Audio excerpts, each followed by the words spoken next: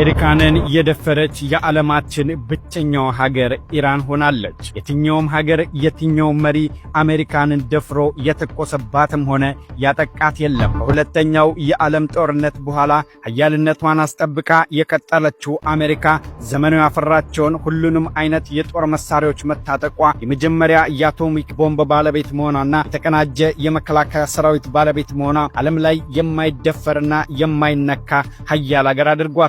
ዓለም ባጎበደደላት ሰዓት የደፈረቻት አንዲት ሀገር ብቻ ናት። የመካከለኛው ምስራቅ ቆራጥ ሀገረ ኢራን። አሜሪካ ያደረሰችባትን ጥቃት ተከትላ አጸፋዊ ምላሽ የሰጠችው ኢራን ጥቃት ከማድረሷ በፊት አስቀድማ ለአሜሪካም ሆነ ለኳታር ታጠቃቸው እንደሆነ ነግራቸዋለች። እንደ ፈሪ ብትር ጨለማን ተገና አድርጋ ከጀርባ አይደለም የወጋቻቸው። እንዲሁም በተቃራኒው እንደ ተቆጣ አንበሳ ያደረሽብኝን ጥቃት ልመልስ ሚሳኤል ልልክብሽ ነውና ጠብቂኝ ብላ በድፍረት ለአሜሪካ ደብዳቤ ልካላት ነው ያጠቃቻቸው። ይህን አይነቱን ድፍረት ዓለምን አጀባስ ብሏል። ስንቱ ሀገር በአሜሪካ ሲደበደብ የተቃውሞና የካሳ ደብዳቤ ወደ ተባበረው መንግስታት ድርጅት የላከ ተጠቃው ተደበደብኩ በሚልበት ዘመን የወንድ ልጅ ተግባሩ በቀል ነው ብላ ዱላውን በዱላ መልሳላታለች። ኢራን ይህንን ማድረጓ ማንንም እንደማትፈራ ያሳየችበት፣ እሷም ኃያል እንደሆነች ያስመሰከረችበት፣ ክብሯን ያስጠበቀችበት ጥቃት ነው። ከዚህ በኋላም ነው ኢራን ቆርጣ